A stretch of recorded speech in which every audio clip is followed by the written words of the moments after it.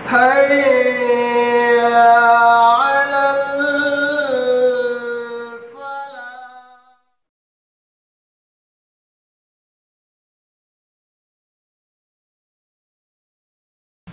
الحمد لله رب العالمين والصلاة والسلام على أشرف الأنبياء والمرسلين وعلى آله وأصحابه أجمعين أما بعد.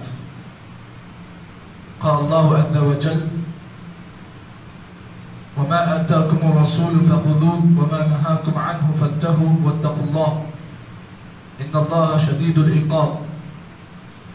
وعن عابس بن ربيعة قال: رأيت عمر بن الخطاب رضي الله تعالى عنه يقبل الحجر يعني الأسود ويقول: إني أعلم أنك حجر ما تنفع ولا تضر ولولا أني رأيت رسول الله صلى الله عليه وسلم يقبلك ما قبلتك. رواه متفق علیہ. آج کے درس میں جس حدیث پر گفتگو کی جانے والی ہے یہ وہ حدیث ہے جسے امام بخاری اور مسلم نے اپنی کتابوں میں روایت کیا. راوی حدیث حضرت عابس بن ربیعہ رضی اللہ تعالی عنہ ہے. فرماتے ہیں کہ اللہ کے نبی صلی اللہ علیہ وسلم کہ اس حدیث میں ایک مرتبہ عمر بن خطاب رضی اللہ تعالی جاء الى حجر اسود، حجر اسود کے پاس آئے، فقبلہ اور اسے بوسہ دیا. وقال: انی لأعلم انک حجر، بے شک میں جانتا ہوں کہ تو ایک پتھر ہے. لا تضر ولا تنفع، نہ تیرے اندر کسی کو نقصان دینے کی طاقت ہے، ولا تنفع اور نہ کسی کو نفع دینے کی طاقت ہے. ولولا انی رأیت النبی صلی اللہ علیہ وسلم یقبلک ما قبلتک، اگر میں اللہ کے نبی صلی اللہ علیہ وسلم کو تجھے بوسہ دیکھتے ہوئے نہیں دیکھتا، ما قبلتک تو میں بھی تجھے بوسہ نہیں دیتا. یہ حدیث کا ترجمہ ہے جو آپ کے سامنے پیش کیا گیا. سب سے پہلی بات، جب کوئی حجاج یا کوئی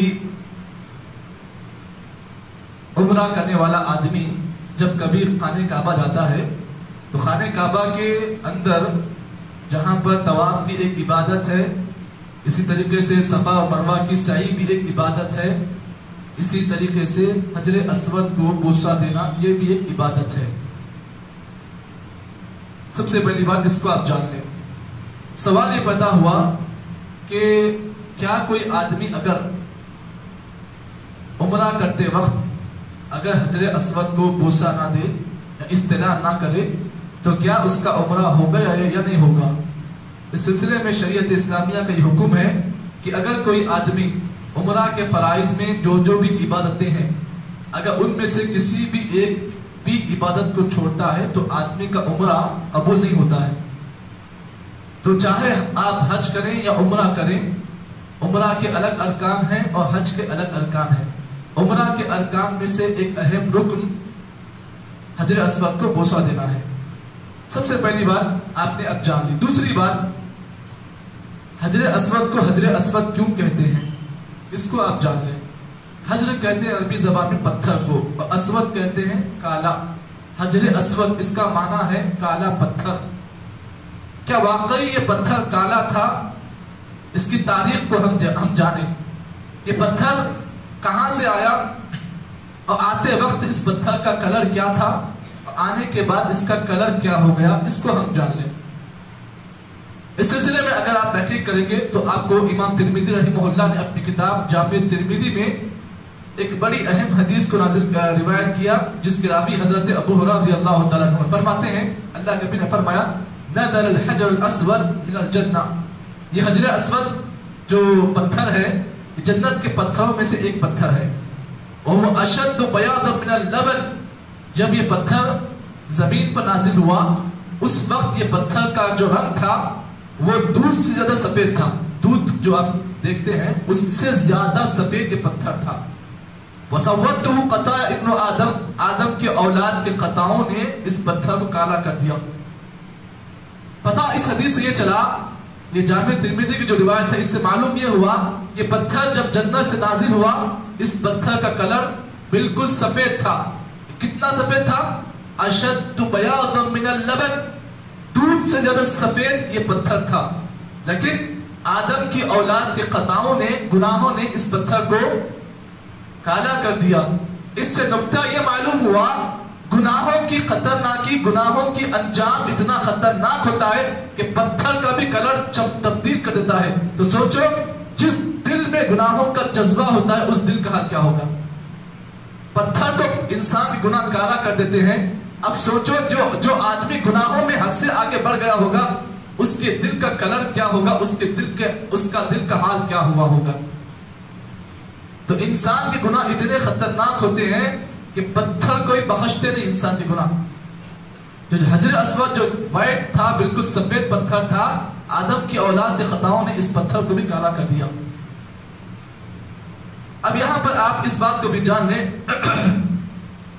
حجر اسود کا جو مسئلہ ہے اس سلسلے میں یہ بات بھی آپ جان لیں، اللہ کے نبی صلی اللہ علیہ وسلم سے حجر اسود کے سلسلے میں دو طریقے کا عمل ہے۔ ایک تو آپ صلی اللہ علیہ وسلم نے اسے بوسہ بھی دیا ہے، اور ایک عمل اللہ کے نبی کا یہ بھی ہے کہ آپ نے اسے استلام بھی کیا ہے۔ استلام کسے کہتے ہیں؟ استلام کہتے ہیں کہ ہاتھ سے اشارہ کرنا۔ اگر آپ کو موقع مل رہا ہے بوسہ دینے کا تو آپ بوسہ دیں، اگر آپ کو موقع نہیں مل رہا ہے بوسہ دینے کا، کیونکہ وہاں پر ازدحام زیادہ ہوتا ہے، پبلک کا جم گھٹا زیادہ ہوتا ہے، ایسے موقع پر کئی لوگوں کی جانیں جاتی ہیں، آپ نے مختلف واقعات آپ نے سنا ہوگا، لیکن اس موقع پر آپ یہ بات جان لیں، شریعت اسلامیہ نے آدمی کو اس بات کو حکم دیا کہ اگر کوئی آدمی اس کا بوسہ بھی دیتا ہے تو یہ بھی جائز ہے، اگر استلام بھی کرتا ہے تو یہ بھی جائز ہے، دونوں کو ثواب ایک ہی ملے گا۔ بوسہ کرنے والے کو جو ثواب ملے گا وہی ثواب جی استلام کرنے والے کو ملے گا۔ استلام کہتے ہیں کہ ہاتھ سے اشارہ کرنا۔ چلیے اب اس سلسلے میں یہ بات آپ جان لیں کہ اگر کوئی آدمی حجر اسود کا استلام کرتا ہے یا بوسہ دیتا ہے تو یہ عمل اتنا بڑا عمل ہے کہ سنن ترمذی کی روایت اور مسند احمد کی روایت، اللہ کے نبی نے فرمایا، راوی حدیث حضرت عبداللہ ابن عباس رضی اللہ تعالیٰ عنہ فرماتے ہیں، اللہ کے نبی نے فرمایا، یأتی ھذا الحجر یوم القیامہ، قیامت کے دن حجر اسود کو لایا جائے گا، قیامت کے دن حجر اسود کو لایا جائے گا، لہو عینان یبصر بہما، اس پتھر کو اللہ تعالیٰ دو آنکھیں دے گا، دو آنکھیں دے گا، یبصر بہما، یہ دو آنکھوں سے پتھر دیکھے گا ان لوگوں کو جنہوں نے اس کو بوسہ دیا ہوگا، وَلِسَانٌ يَنْطِقُ بِهِ، اور اس پتھر کو اللہ زبان بھی دے گا، یہ پتھر بات کرے گا ان لوگوں کے بارے میں جنہوں نے اس پتھر کو بوسہ دیا یا استلام کیا۔ یہ پتھر کہے گا کہ اللہ اس بندے نے میرے اوپر استلام کیا تھا، اللہ اس بندے نے مجھے بوسہ دیا تھا۔ وَيَشْهَدُ لِمَنْ اسْتَلَمَهُ بِحَقٍّ، یہ پتھر گواہی دے گا ان لوگوں کے لیے جنہوں نے اس پتھر کا استلام کیا تھا، پتھر اللہ کے پاس گواہی دے گا کہ اللہ اس بندے نے میرا استلام کیا تھا۔ یہ حدیث کہاں کی ہے؟ مسند احمد کی روایت ہے۔ معلوم یہ ہوا قیامت کے دن اللہ تعالیٰ اس پتھر کو بھی لائے گا اور یہ پتھر گواہی دے گا ان لوگوں کے بارے میں جنہوں نے اس کو بوسہ دیا یا اسے استلام بھی کیا، یہ پتھر ان کے بارے میں گواہی دے گا۔ اب آئیے جو حدیث آپ کے سامنے پڑھی گئی اس کے ترجمے پر پھر ایک بار غور کریں۔ ترجمہ کیا ہے؟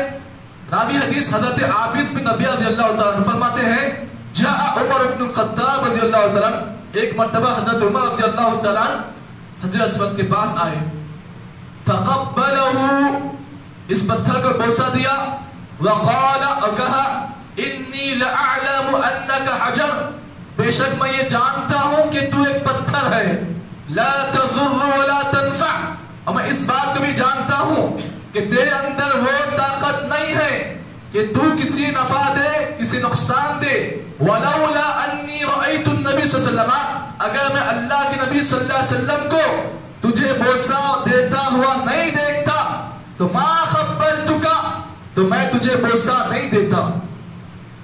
معلوم یہ ہوا اس حدیث سے پہلا اور اہم مسئلہ یہ معلوم ہوا، شریعت اسلامیہ میں اللہ اور اس کا رسول جو بھی حکم دے، اللہ تعالیٰ کا حکم آنے کے بعد، نبی کا حکم آنے کے بعد اس کی اتباع کرنا ہر ایک مسلمان کے لیے ضروری ہے۔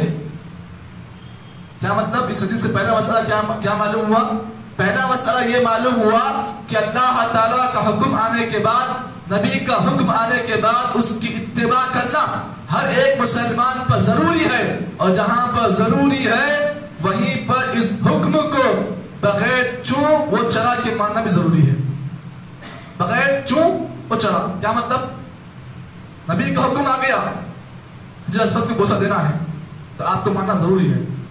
کئی کو دینا، ہاں اتنا گڑبڑ میں کئی کو جانا، یہ سوال نہیں آنا.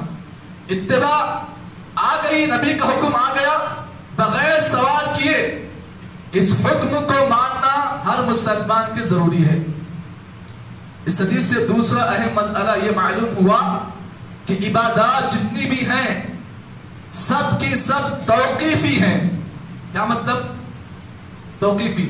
نیا نام سنا آپ نے. عبادات جتنی بھی اسلام میں جتنی بھی عبادات ہیں سب کی سب توقیفی ہیں، اور توقیفی کہتے ہیں اس عبادت کو جس کی حد اللہ اور اس کے رسول نے بیان کر دی. اب مثال کے طور پر اس کی مثال دو، دن میں 5 وقت کی نماز پڑھنا جی فرض ہے، ضروری ہے. نماز کا حکم یہ توقیفی ہے. اب کوئی آدمی اپنی طرف سے دن میں 6 وقت نماز نہیں پڑھ سکتا. کیوں؟ اس لیے کہ عبادات جتنی بھی ہیں سب کی سب توقیفی ہیں، اور توقیفی کہتے ہیں اس عمل کو جس عمل پر اللہ اور اس کے رسول نے حد مقرر کر دیے، یہ عمل اتنا ہی کرنا ہے، اسی حد تک کرنا ہے. اب کوئی آدمی یہ کہے کہ میں ظہر میں 5 رکعت پڑھتا ہوں تو کیا اس کا یہ عمل قبول ہوتا؟ نہیں، اس لیے کہ ظہر میں 4 رکعت نماز پڑھنا یہ توقیفی ہے، عصر میں 4 رکعت پڑھنا یہ توقیفی ہے، مغرب میں 3 رکعت پڑھنا یہ توقیفی ہے، عشاء میں 4 رکعت پڑھنا توقیفی ہے، اور فجر میں 2 رکعت پڑھنا یہ توقیفی ہے. تو عبادات کی جتنی شکلیں ہیں سب کی سب توقیفی ہیں، اور توقیفی عبادات کے لیے ایک ضروری اہم مسئلہ آپ کو بتا دوں کہ توقیفی عبادات کو آدمی بغیر قیاس کے قبول کر لے، بغیر قیاس کے. اس میں گھوڑے نہیں دوڑانا، دماغ کے گھوڑے دوڑانا نہیں چاہیے آپ کو، کیونکہ عبادات جتنی بھی ہیں سب کی سب توقیفی ہیں. اور توقیفی عبادات کا مسئلہ یہ ہے کہ آدمی اس میں اپنی دماغ سے کوئی بات نہیں کہے گا. اب تیسرا اور اہم مسئلہ یہ معلوم ہوا کہ بعض لوگ کہتے ہیں مول صاحب حضرت عمر بن خطاب نے حجر اسود کو بوسہ دیا، حجر اسود کو بوسہ دینا جائز ہے، تو ہم اپنے مزاروں پر، اپنے پیروں کے قبروں کے مزاروں پر اگر بوسہ دیں یہ جائز کیوں نہیں ہے، جبکہ وہ بھی پتھر ہے اور یہ بھی پتھر ہے. یہاں پر معلوم یہ ہوا وہ تو پتھر ہے حجر اسود، یہ بھی پتھر ہے، لیکن یہاں پر دیکھا جائے کہ نبی کا حکم کہ نبی نے اسے کیا ہے اور نبی نے اسے نہیں کیا ہے، تو نبی نے جس عمل کو کیا اس کو کرنا ضروری ہے، اور نبی نے جو عمل نہیں کیا اس کو نہیں کرنا. یہ آدمی کے ایمان کی جی سلامتی ہے. لیکن بعض لوگ کیا کرتے ہیں حجر اسود کو لا کر یہاں پر قیاس کرتے ہیں. دیکھو وہاں بوسہ لیتے ہیں تو یہاں بوسہ لینے میں کیا حرج ہے؟ حرج ہے اس لیے کہ وہاں پر نبی نے بوسہ لیا ہے، یہاں نبی نے بوسہ نہیں لیا ہے، یہی حرج ہے. اگر نبی بوسہ لیتے تو امت کے ہر آدمی پر اس کا بوسہ لینا بھی ضروری ہوتا، لیکن نبی نے بوسہ نہیں لیا اور نہ اس کا حکم دیا ہے. یہ کچھ باتیں تھیں جو اس حدیث کے مسئلے میں آپ حضرات کے سامنے پیش کی گئی ہیں. اللہ سے دعا ہے کہ اللہ تعالیٰ مجھے اور آپ کو جتنی باتیں اس حدیث کی روشنی میں پیش کی گئی ہیں اللہ سب باتوں پر عمل کی توفیق عطا فرمائے. سبحان اللہ بحمدہ، سبحانک اللہم وبحمدک، نشہد ان لا الہ الا انت، نستغفرک ونتوب الیک.